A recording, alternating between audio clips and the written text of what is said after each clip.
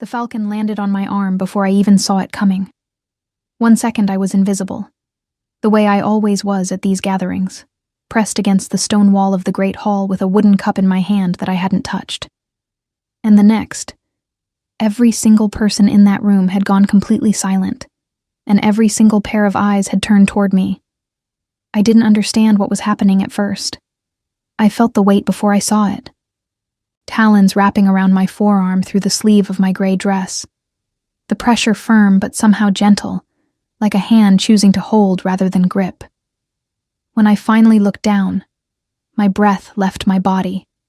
The Falcon was enormous. Brown gold feathers caught the torchlight and turned amber, then copper, then almost red. Its eyes, sharp, impossible, ancient, were fixed on my face with an intensity that made my chest ache with something I couldn't name. A leather strap hung from its leg, stamped with the royal seal of the Northern Pax. Everyone in the hall knew what that seal meant. This was Caius's falcon, the Alpha King's falcon. The bird that hadn't allowed a single hand to touch it since the day it was brought from the eastern mountains 3 years ago. Handlers had tried. Trainers had tried. Pack lieutenants, visiting nobles, even children who'd been nudged forward as a kind of joke. All of them had been met with snapping beak and furious wings. And now it sat on my arm, like it had always lived there. "That's impossible," someone behind me whispered. I agreed with them completely. My name is Grace, and for most of my 24 years, I have been the kind of person rooms forget. I grew up in the outer settlement of Veldmore, a cluster of wooden houses at the edge of the Northern Pax territory, the sort of place that appears on maps only because someone had to write something in that corner. My mother had been a healer of modest gifts, my father a man who left before I could form a clear memory of him. I had pale blonde hair that turned silver in winter light, and a face that strangers sometimes called kind, but never striking. I was not weak, but I was not powerful. I was not chosen, but I was not cast out. I existed in the narrow space between notice and dismissal, and I had spent most of my life learning to be comfortable there. That comfort had carried me through 3 years of working as a record keeper at the Northern Keep, a position that required precision and silence, both of which I had in abundance. I cataloged births and deaths, land agreements, and trade routes. I sat in rooms where decisions were made, and I wrote them down, and no one asked my opinion, and I never offered it. I was the gray woman in the gray dress behind the gray desk, and I had told myself, on more than one occasion, that this was fine. Today was the gathering of ranks, the annual assembly where the Alpha King formally received his pack lieutenants, heard their reports, settled their disputes, and reminded every person present exactly where they stood in the order of things. I had attended 4 of these now, each time as a scribe, each time standing at the edge of the room with a leather-bound journal and a piece of charcoal, recording what was said. I had seen Caius from a distance at each of them. He was not a man who blended. He stood well over 6 feet, with dark hair kept short, and a jaw that looked like it had been cut from the same gray stone as the keep walls. He did not smile often, and when he did, it was the controlled, deliberate kind. The smile of someone who understood that expressions were a form of language and chose his words carefully. His eyes were dark brown, almost black in certain light, and they moved through rooms the way a general surveys a field, methodically, missing nothing. He had never looked at me. That was fine. I did not need him to. I was at the gathering because the head scribe, old Brennan, had taken ill the day before, and I was the only one available to fill his place. It was not an honor. It was a practical solution to an administrative problem. I had dressed as I always did, gray wool dress, hair braided back, nothing that would draw attention, and arrived early, as I always did, and pressed myself to my usual wall, and waited for the proceedings to begin. The Falcon had other plans. Even now, with the bird still settled on my arm, and the silence of the hall pressing against my ears like water, I couldn't explain why I didn't flinch. Every rational instinct I possessed said to move slowly, call for a handler, apologize profusely for whatever I'd accidentally done to attract the creature. Instead, I stood completely still and looked at it, and it looked at me, and the rest of the world receded to a kind of gray background noise. It made a sound, low, almost conversational, nothing like the sharp call it used during hunts. More like a question. "I don't know either," I told it quietly. I heard someone near me inhale sharply. Only then did I remember that I was not alone. When I finally looked up, the first face I found was Rena's.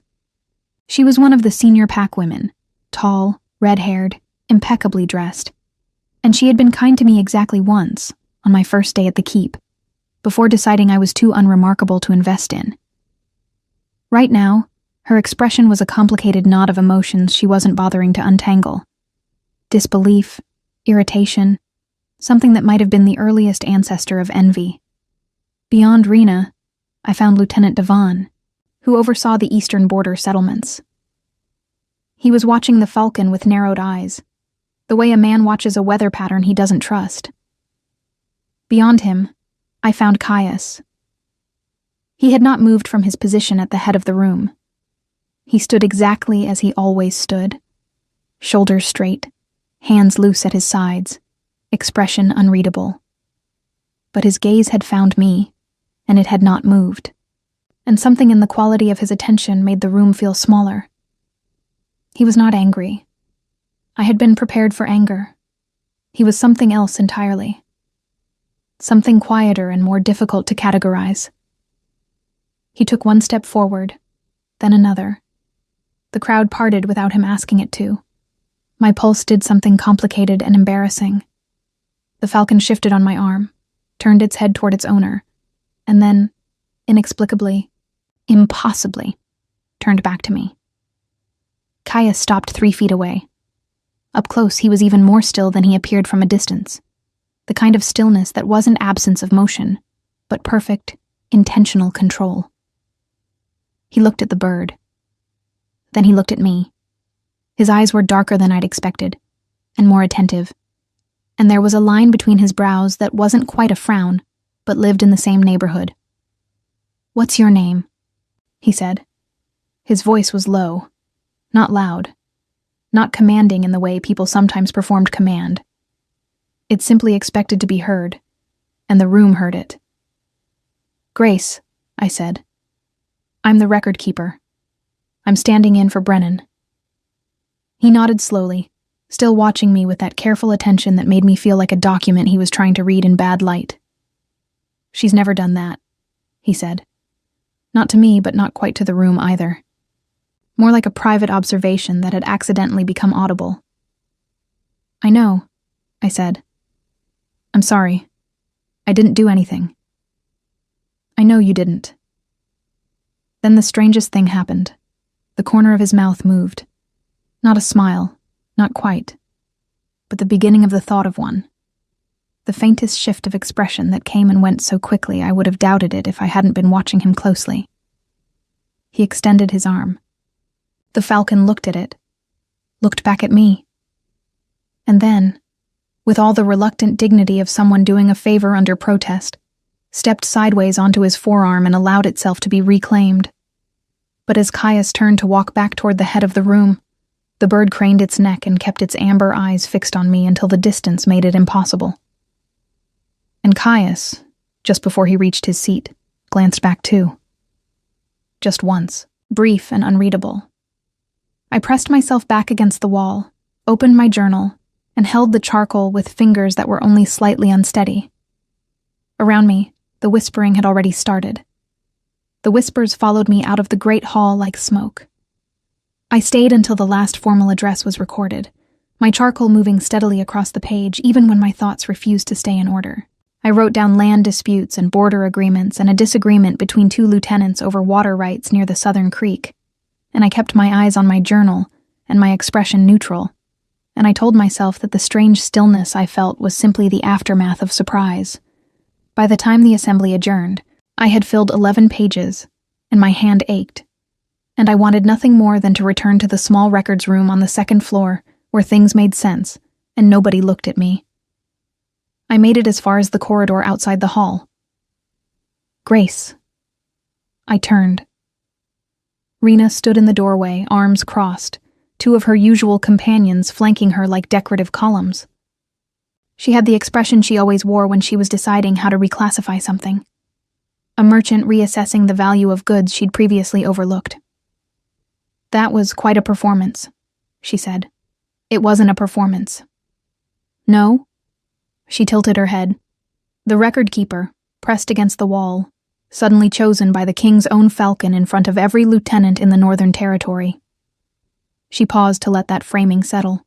"Convenient." I looked at her steadily. I was standing still. The bird landed. I didn't train it. I didn't call it. I didn't do anything except not panic. And yet here we are. She smiled, the kind that didn't reach anywhere near warmth. "Just be careful, Grace. Attention like that has a way of making people expect things from you.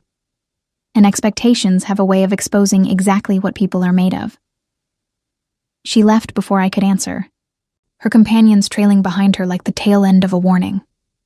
I stood in the corridor for a moment, breathing slowly. Then I went upstairs to my records room, closed the door, and sat at my desk, and looked at the wall, until my heartbeat returned to something reasonable. The next morning arrived gray and cold, the kind of late autumn day that settles over the northern keep like a wet cloth. I was at my desk before the sun had fully cleared the tree line, transcribing the previous day's proceedings from my rough charcoal notes into the formal ink record. The work was methodical and absorbing, and for an hour I managed to exist inside it completely. Then Brennan's assistant knocked and told me I was expected in the Eastern Wing. I didn't know the Eastern Wing well. It was the administrative heart of the keep. The rooms where Caius met with his council, reviewed reports, made the decisions that I later recorded in careful, neutral language. I had been there perhaps twice in 3 years, both times to deliver completed record books to a waiting lieutenant. The assistant led me to a room I hadn't entered before. Not a formal council chamber, but something smaller, lined with maps and shelves of territorial documents. Morning light came through 2 narrow windows and fell across a long table covered in papers. Caius was standing at the table when I entered. He wasn't alone. A man I recognized as Aldrich, the king's chief strategist, sat to one side with his own papers, and a younger lieutenant named Corvin stood near the window. But Caius was the first thing the room showed you. The way certain objects in a painting pull the eye before you've consciously chosen to look. He glanced up when I came in. "Sit," he said, not unkindly, just directly. I sat. "You transcribed yesterday's proceedings." "Yes. Brennan will need another week at least. I'd like you to continue." "Of course," I said. "That's not a problem." He nodded and returned his attention to the papers on the table, and I thought that was the end of it. But then he said, without looking up, "How long have you been a record keeper here?" 3 years. Veldmore, originally. I went still. "Yes." Now he looked up. "I read the border settlement reports. Veldmore appears in them occasionally." He paused. "Difficult winters." "Yes," I said again, because it was true, and because I didn't know what else to add. He studied me for a moment with that same quality of attention from the day before. Careful, assessing, not unkind. Then he said, "The Falcon's name is Sable. She's been with me for 6 years. She has never willingly gone to another person." I wasn't sure if this was an explanation or an accusation, so I said nothing. "I'm not asking you to explain it," he continued. "I don't think you can. I'm telling you because I think you deserve to know that what happened yesterday was not ordinary." Across the table, Aldrich was looking at his papers with the focused attention of a man pretending very hard not to listen. Corvin, near the window, had abandoned any pretense and was simply watching. "I understand," I said carefully. "Do you?" There was nothing sharp in the question, just genuine curiosity. "I understand that it was unusual," I said. "I understand that people will have opinions about it. I don't understand why it happened, and I'm not going to pretend otherwise." Something shifted in his expression.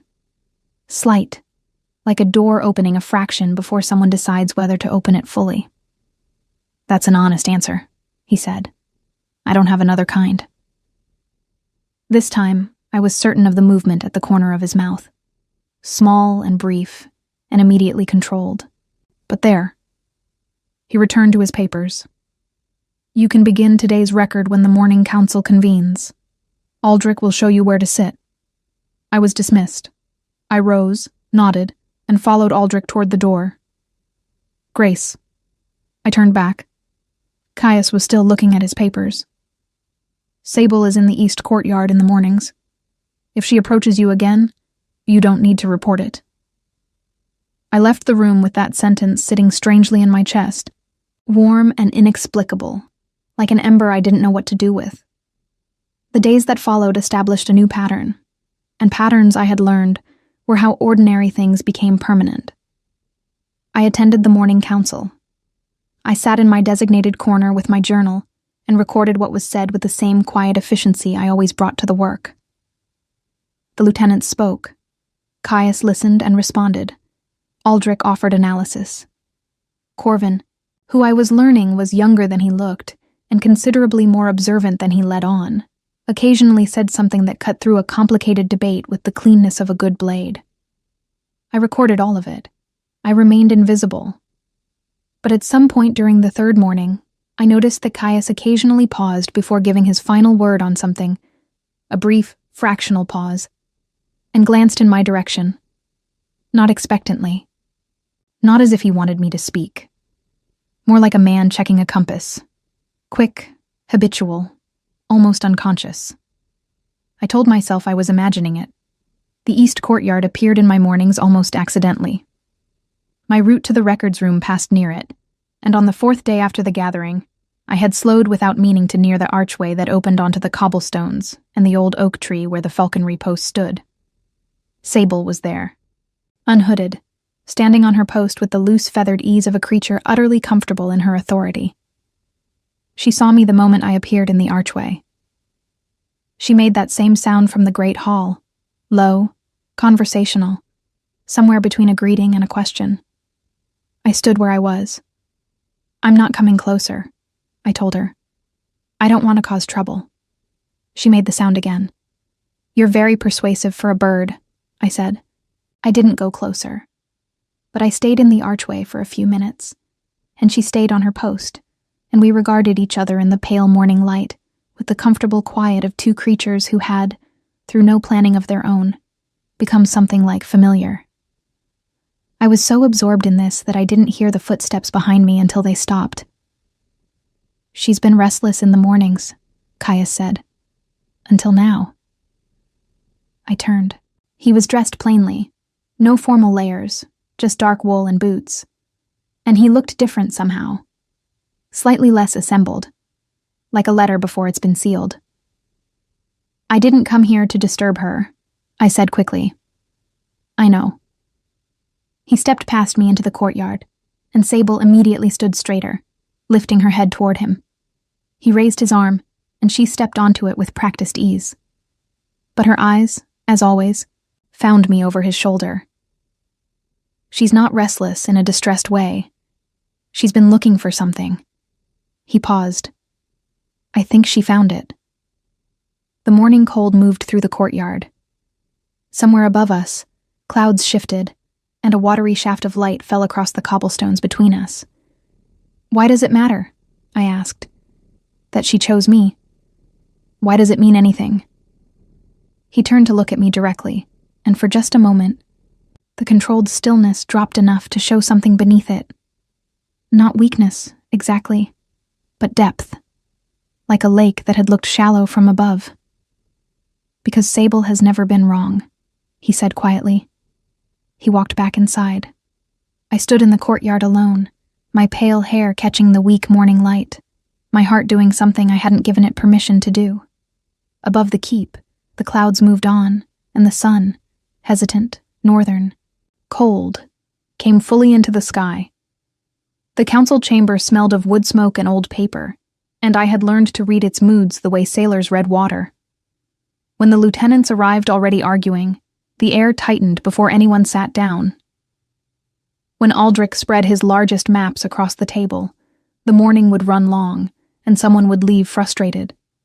When Caius entered with that particular quality of stillness, heavier than usual, more deliberate, it meant that whatever was coming had already been decided, and the discussion was less a debate than a formal announcement.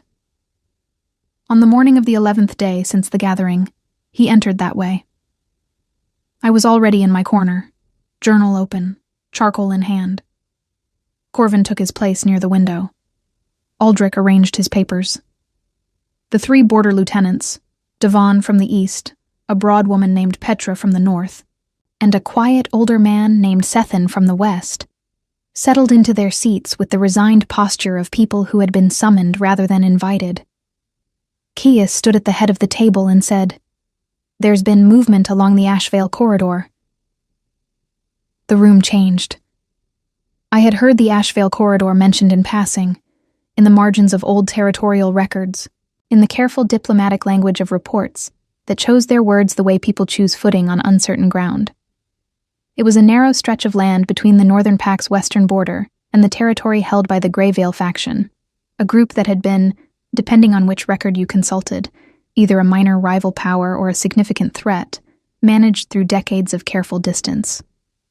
"What kind of movement?" Petra asked. "Organized," Caius said. "Scouts and patterns, not exploration. Assessment." Devon leaned forward. "Assessment of what?" "Of us." The silence that followed was the kind that fills itself with everyone thinking the same thing, but nobody saying it first. I wrote it all down. Movement along the Ashvale corridor. Organized scouting patterns. Assessment of Northern Pack strength and positioning. My charcoal moved steadily, and I kept my expression neutral, and I listened with the particular quality of attention I had developed over 3 years. Not just recording words, but recording what sat beneath them. What sat beneath this was fear. Carefully managed, professionally contained, but present. "We have 3 options," Aldrich said, spreading a map. "Respond with a visible patrol increase, which signals awareness but also readiness. Send a formal message requesting explanation, which gives them an opportunity to claim innocence. Or wait and gather more information before moving." "Waiting is always a choice," Sethin said. He was the oldest person in the room, and he spoke rarely. But when he did, people heard it. "It is not always the passive one. The risk," Caius said, "is that while we wait, they finish their assessment. And then we're responding to a decision already made." He looked at the map. Then, briefly, he looked at me. Not for long. Not in a way that anyone else would have caught. The lieutenants were focused on Aldrich's map, and Corvin was watching Caius, and I was the person in the corner who wrote things down. But I caught it, and it stayed with me through the rest of the morning. Afterward, when the lieutenants had dispersed and Aldrich had rolled his maps and the room had exhaled, Corvin appeared at my corner with 2 cups of something hot. "You look like you've been thinking hard," he said, offering me one.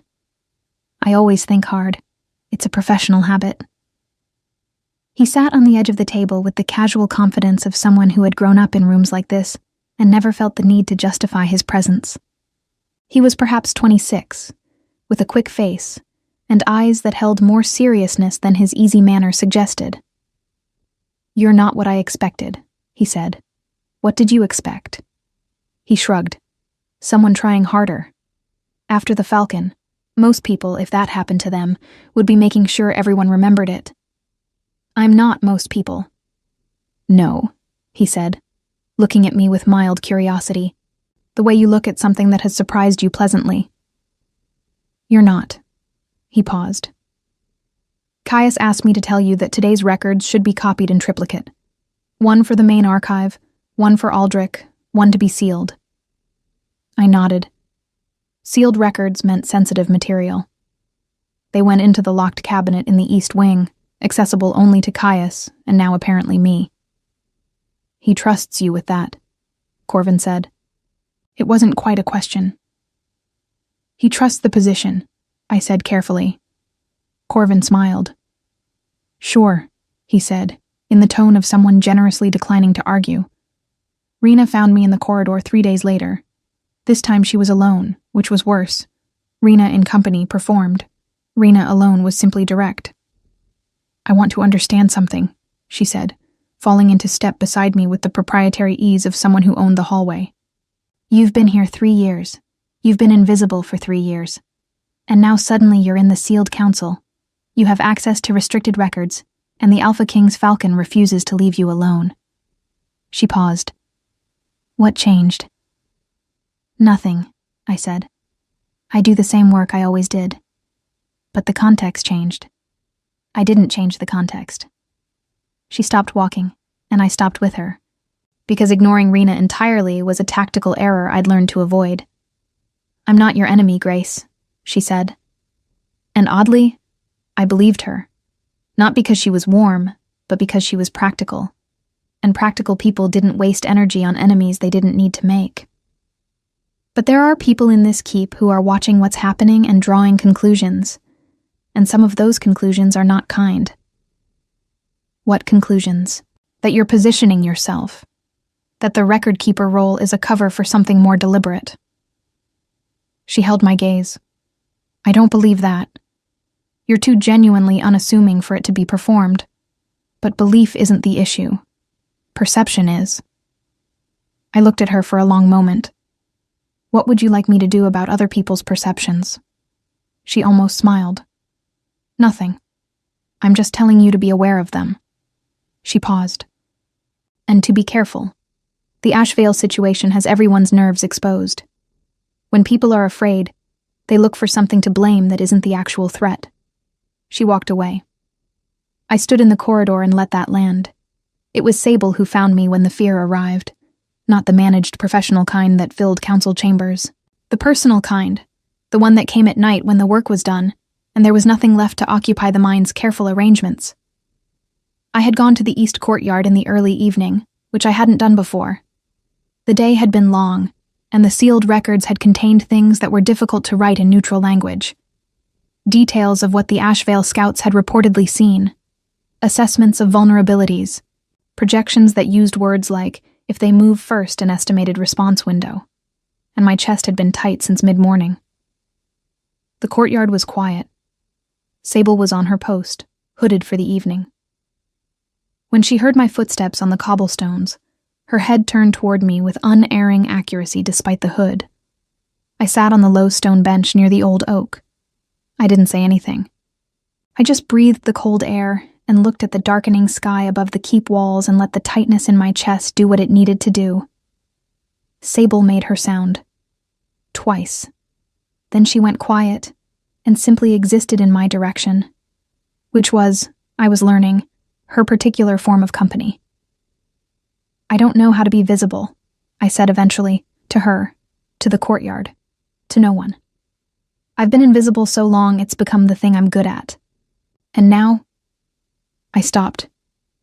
"Now the room doesn't forget me anymore, and I don't know what to do with that." "You do what you've always done." I did not startle. I don't know why. Perhaps because some part of me had registered the footsteps without consciously processing them, or perhaps because his presence in this courtyard was no longer surprising.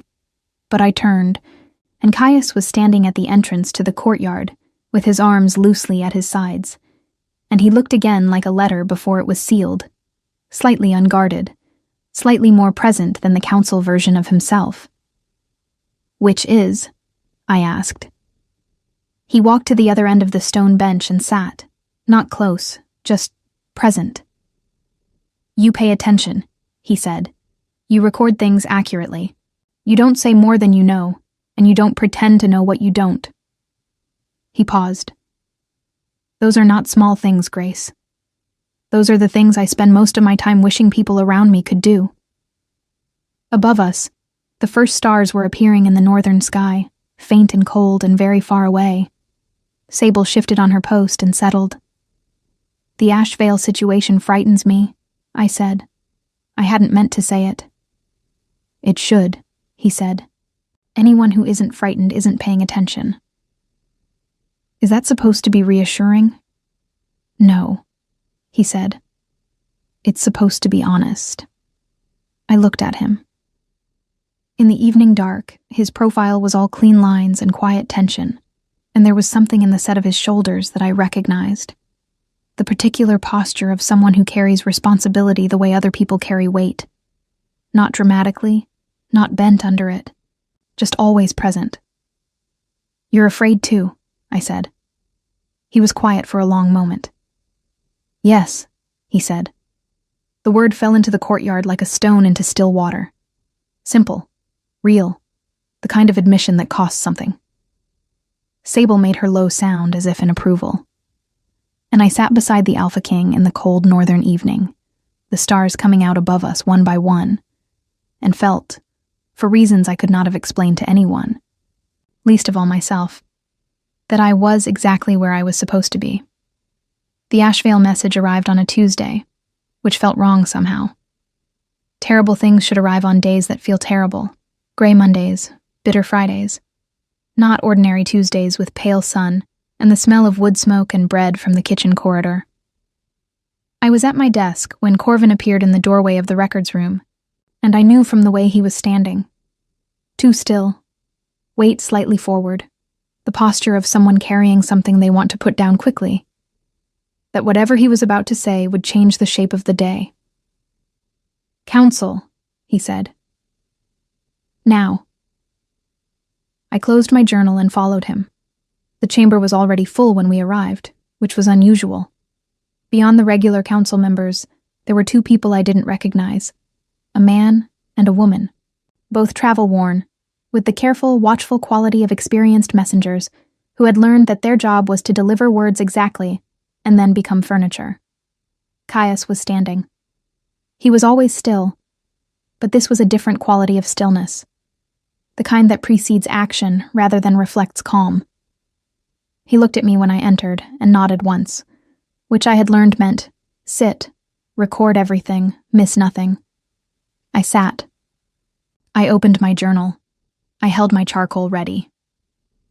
"Greyvale has made a formal claim," Aldrich said, addressing the room. He looked like he hadn't slept. "They assert that the Ashevale corridor falls within their original territorial boundaries under the old founding agreements, and that the Northern Pact's presence there constitutes an encroachment." "The founding agreements are 300 years old," Petra said flatly. "Yes, which is exactly why this claim is being made now, when the surviving copies are incomplete and the interpretation is contested." Aldrich's voice was careful, academic, the voice of a man who preferred problems to have clean edges. This one didn't, and he knew it. "They're not claiming they want a fight. They're claiming they want a conversation." "Conversations with Greyvale," Devon said, "have historically ended with them having more than they arrived with." "Agreed," said Seathan quietly. Caius had not spoken yet. He stood at the head of the table with his hands resting flat on the map, and I watched the room wait for him the way a compass waits to find north. "What's the ask?" he said finally. The female messenger spoke for the first time. Her voice was steady, professional, accustomed to delivering words that belonged to someone else. "Lord Greyvale requests a formal summit, neutral ground, within the month." She paused. "He requests that the Alpha King attend in person." The room absorbed this. Attending in person meant leaving the keep. It meant traveling to neutral ground, which was always, in practice, slightly less neutral than advertised. It meant showing up, which was a gesture of both respect and vulnerability. And in the language of territorial politics, those two things were often indistinguishable. "He knows you'll come," Corvin said quietly, "because not coming is worse." "Yes," Caius said. I wrote all of it down, every word, every pause, every implication. My charcoal moved across the page and my handwriting stayed even, and I did not allow the tightness in my chest to reach my hand. But I was thinking about what Sethan had said weeks ago. Waiting is always a choice. It is not always the passive one. And I was thinking about something else. Something I had noticed in 3 years of reading territorial records. Something that had settled in the back of my mind as a pattern, without my consciously deciding to look for it. The founding agreements. I had transcribed references to them, Not the agreements themselves. Those original copies were old and contested, as Aldrich said, but references, mentions in land dispute records, citations in old correspondence. A detailed summary, careful and thorough, in a record book from 60 years ago, written by a scribe whose handwriting I knew because I had spent 3 months cataloging her work when I first arrived. I had read that summary. I remembered it clearly. I remembered it because it had been meticulous, and because its author had included something that Aldrich, apparently, had not. A notation about a secondary clause, tucked into the third addendum of the original agreements, that explicitly defined the Ashvale corridor as a shared transit zone, rather than an exclusive territorial claim for either signatory. I stopped writing. I looked at the table, at the map, at the shape of the conversation moving toward a summit that might not be necessary, toward a concession that might not be required, based on an interpretation of an agreement that might not mean what Greyvale was claiming it meant. Corvin was watching me. He had a quality I'd come to appreciate. He noticed things without making them into events. He raised his eyebrows slightly. Something? I hesitated. 3 years of invisibility is a long practice. The habit of silence runs deep, deeper than I sometimes knew until something pushed against it. But I thought about what Caius had said in the courtyard. You pay attention. You record things accurately. You don't say more than you know. I knew this. Excuse me, I said. The room turned. Every face, all at once.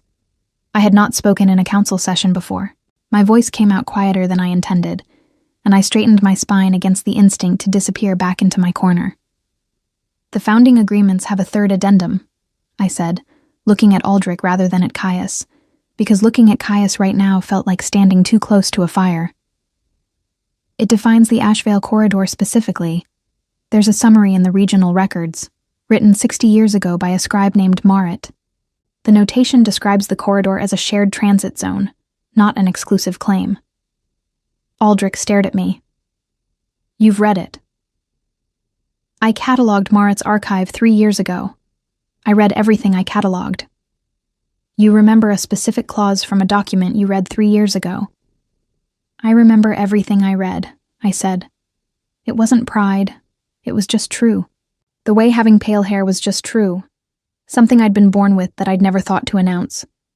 The summary is in Archive Box 14, East Records Hall, second shelf from the floor. If the original agreements say what Maret documented, then Greyvale's claim doesn't hold under the terms they themselves are invoking. The silence was different from the one that had followed the messenger's words. That silence had been heavy with decision. This one was recalibrating. Caius looked at me. I made myself look back. Get the box, he said to Corvin, who was already moving. The document was exactly where I said it was. Corvin returned in 12 minutes. I counted them, sitting in my corner with my hands folded and my expression carefully managed, and set Archive Box 14 on the table. Aldrich opened it with the focused urgency of a man who needed to be wrong and hoped he wasn't. He read in silence. Then he read a section again. She's right, he said. The room breathed. The third addendum is explicit, Aldrich continued, his voice shifting into the measured tone of someone converting shock into usefulness. Ashvale is defined as a shared corridor. Neither party holds exclusive claim. Greyvale's argument depends on ignoring this addendum entirely, which they may be counting on us not to notice. Or counting on it being lost, Sethan said. Or that, Aldrich agreed. Caius had not moved. He was still looking at the map, but the quality of his attention had shifted. He was processing. I had learned to recognize this, the particular internal stillness that preceded his decisions. We still attend the summit, he said finally. But we attend with the third addendum. We don't demand. We present. Devon nodded slowly. That changes the shape of the conversation. Yes, Caius said. That's the point. He looked at me again. Not briefly, the way he usually did. Long enough to be a choice. Well done, he said. 2 words. Quiet. Direct. I felt them land somewhere in my chest and stay there. What I did not expect was Rena. She came to the records room that evening, after the council had dispersed, and the box had been returned, and I was alone with my transcription. She stood in the doorway for a moment before speaking, and she had the expression of someone doing a calculation that kept coming out differently than expected. "I owe you an adjustment," she said. "You don't owe me anything. I told you to be careful of perception. I implied that your presence in that council was about positioning." She paused. "It wasn't. I was wrong." I looked at her. "You were working with the information you had." She studied me with something that was closer to genuine curiosity than anything she'd shown me before. "How did you know? That document, that clause." "I read everything I catalog. Everyone says that. I mean it literally." She was quiet for a moment. Then, "I've been in this keep for 9 years. I've attended more councils than I can count. I would never have remembered that document."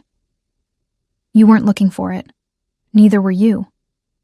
"No," I agreed. "But I'd already seen it.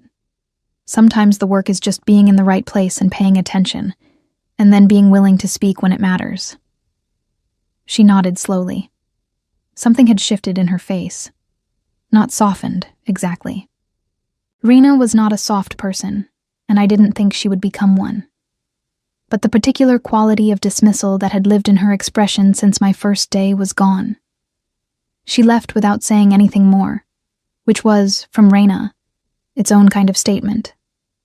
That night, I went to the east courtyard one more time. Sable was awake, unhooded. She was looking at the sky, the great, cold northern sky, with the absolute attention of a creature that understood instinctively that she was built for it. I sat on the bench. I looked up with her. After a while, I heard footsteps, and I did not turn around. Caius sat at his end of the bench. We looked at the sky together in the particular silence that had developed between us over weeks. Not empty, not awkward, but inhabited. The kind of silence that two people only reach after they have said true things to each other and survived it. "The summit is in 3 weeks," he said. "I know. I'd like you to come." A pause. As the record keeper, the official record of the proceedings should be accurate. "It will be," I said. Another pause. Longer. "And because I trust your attention," he said quietly, "in rooms where attention matters."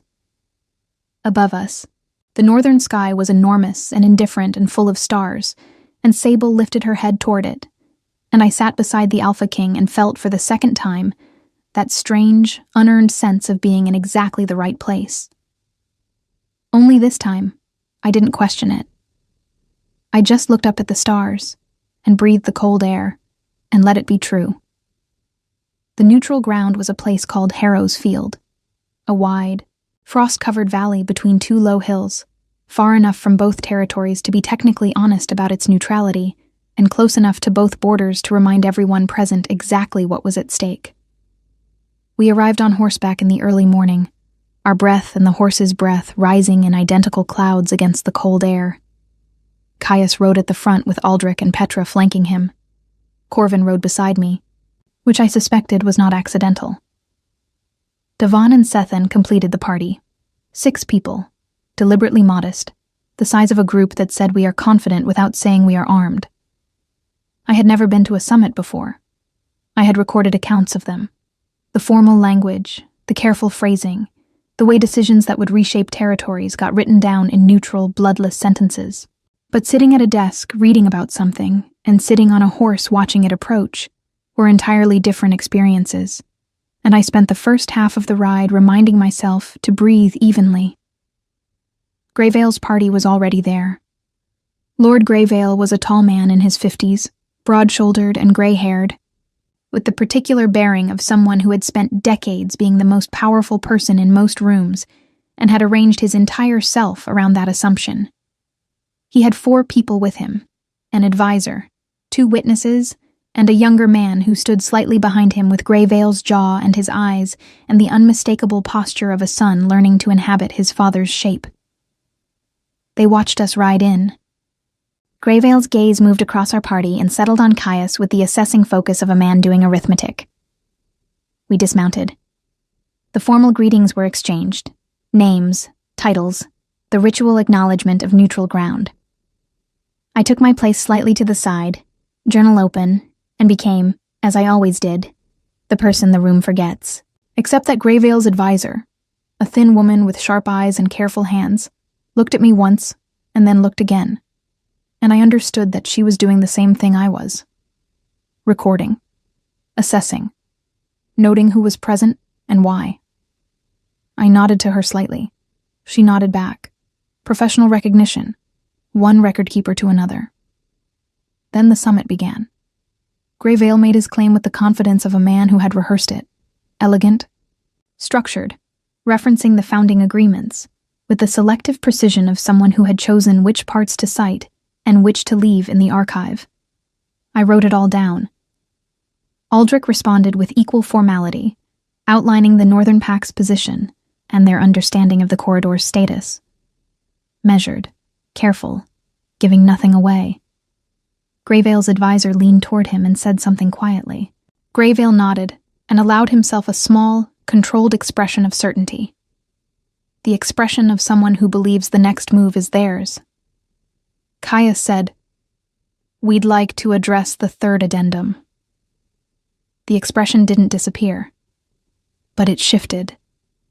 Aldrich placed the document on the table. Not the original, which remained sealed in the archive, but a careful transcription, witnessed and signed, that I had prepared in the 3 weeks between the council and today. Every word from Marit's 60-year-old summary, rendered in clean, unambiguous ink, with citations pointing back to the archive box and shelf. Greyvale's advisor picked it up. She read it. I watched her face, because her face was more honest than Greyvale's, and what I saw there was the specific expression of someone who has just discovered that the foundation they were standing on has a crack. She showed it to Greyvale without speaking. He read it. Slowly. Then again. The frost-covered valley was very quiet. Somewhere above us, a bird called once and went silent. This notation, Greyvale said carefully, is a summary, not a primary source. The primary source is in the Northern Pack archive, Caius said. You are welcome to request access. The addendum is consistent with the summary. The interpretation is explicit, Aldrich said. Shared transit zone. The language doesn't require interpretation. It requires reading. The summit didn't end there. These things never ended cleanly in a single moment. They continued through 2 more hours of careful, formal exchange, of positions being adjusted without being announced as adjusted, of the gradual, face-saving process by which a claim becomes a negotiation, and a negotiation becomes an agreement. But the shape had changed. Greyvale had arrived expecting to move a boundary. He left having agreed to a joint stewardship arrangement for the Ashvale corridor, both packs with access rights, neither with exclusive claim, a formal document to be signed within 30 days. Not a victory in the dramatic sense. Not a defeat for Greyvale in any way he would have to announce publicly. Just a resolution. Clean, documented, grounded in what had actually been written 3 centuries ago by people who had apparently been wiser than those who came after them. As our party mounted to leave, Greyvale's advisor approached me. Good work, she said quietly, with the directness of someone who didn't trade in unnecessary words. I just read what was there, I said. She smiled, small, genuine. That's the whole job, she said, and walked back to her horse. We rode home through the afternoon, the light turning gold and then amber as the sun dropped toward the hills. Corvin rode beside me for a while, and he was quieter than usual, which meant he was thinking, rather than choosing not to speak. Eventually he said, You know what you did back there. I read a document. Grace. I looked at him. You changed the outcome, he said simply. Not with strength or rank or history, with attention and memory and the willingness to speak at the right moment. He paused.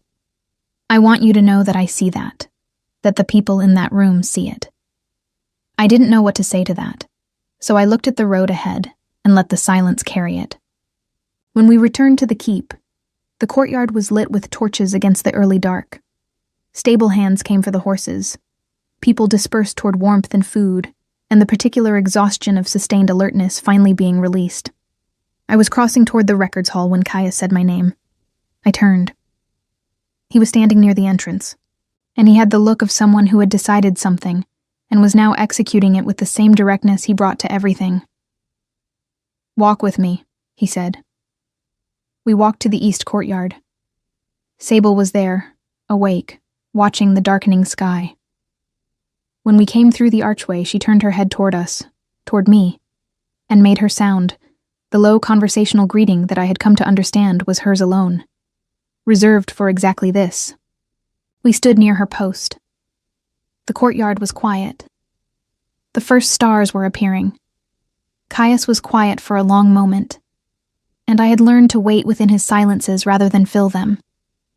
"When I brought Sable back from the eastern mountains," he said finally, "she was young and completely untamable by every measure anyone had for measuring such things. Every handler said the same. Gifted bird, impossible temperament, would never fully trust." He paused. "I kept her anyway, not because I knew she would change, but because I understood something about creatures that don't trust easily." He looked at Sable.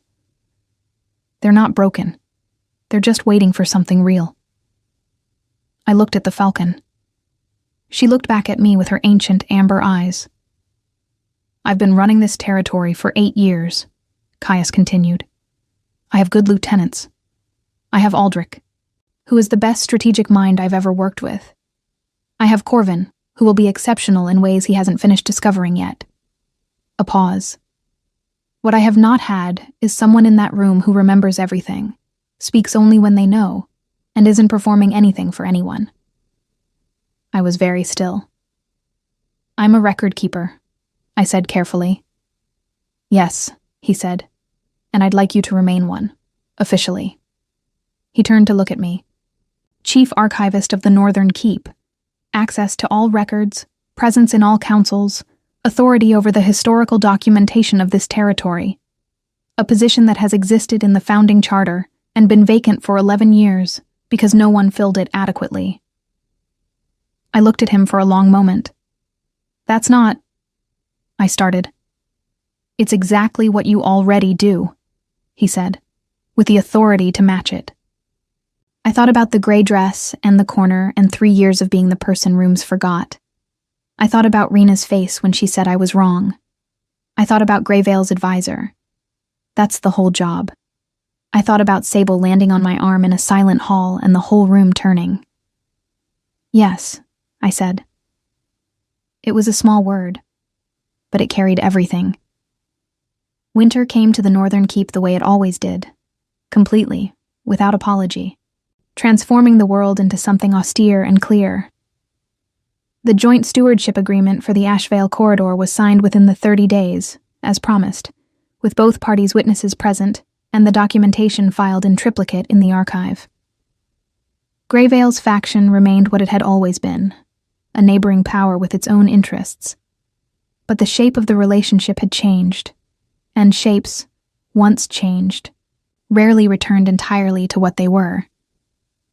Aldrich told me, with the quiet satisfaction of a man who appreciated elegance, that the third addendum had likely saved 2 territories from a conflict neither of them wanted, and neither of them could easily afford. "All it took was someone who read what was there," he said. Corvin was promoted to senior lieutenant of the eastern border in the early weeks of winter, a position he had been ready for longer than anyone had formally acknowledged. He accepted it with the slightly stunned look of someone who had been expecting to wait longer, and then immediately began doing the job so naturally that within a week it seemed like he'd always held it. Devon retired to his family's land in the south, which he had been planning for 2 years, and which everyone pretended was a surprise. Petra remained at her northern post, unassailable as the hills she oversaw. Sethan continued to attend council, and continued to say little, and continued to say it in ways that mattered. Rena and I were not friends. We were not built for it. and neither of us would have wanted the particular softness that implied. But we had become something more honest, and in its way more durable. Two people who saw each other clearly and worked in the same space with mutual respect and the occasional sharp exchange that both of us enjoyed more than we admitted. I moved into the chief archivist's rooms in the East Wing, larger than my old quarters, lined with shelves, smelling permanently of old paper and dust and the particular intellectual comfort of accumulated knowledge. I organized the archive in ways that had needed doing for decades. I attended every council. I read everything. And in the mornings, before the day assembled itself into its official shape, I went to the East Courtyard. Sable was always awake. She always made her sound when she heard my footsteps. She always regarded me with those amber eyes that held something older than either of us, something that understood instinctively what it had taken me 24 years to begin to learn. That being chosen is not about being the loudest or the strongest or the most visible. Sometimes it is simply about being genuinely, patiently, completely present, and waiting for the world to notice.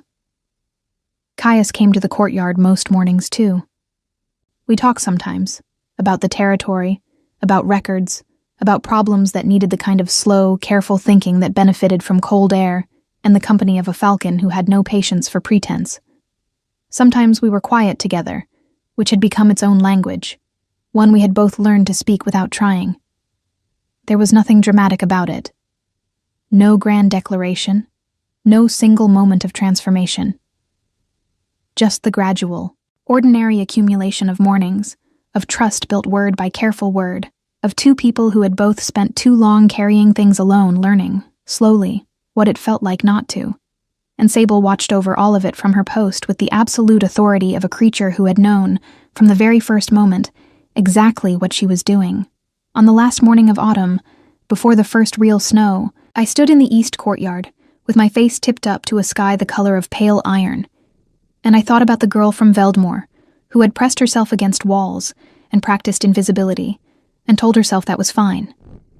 She had not been wrong to survive the way she survived. She had not been wrong to be quiet, to be careful, to keep her head down in rooms that didn't ask for her voice. Sometimes invisibility is not defeat. Sometimes it is the long, patient work of becoming. But she had been wrong about one thing. She had thought that being unseen meant being unimportant. She had confused the absence of notice with the absence of worth.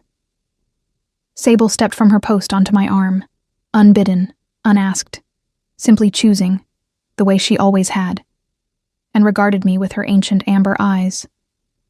"I know," I told her. "You tried to tell me from the beginning." She ruffled her feathers with the dignified satisfaction of someone whose point has finally been understood. Behind me, I heard footsteps on the cobblestones.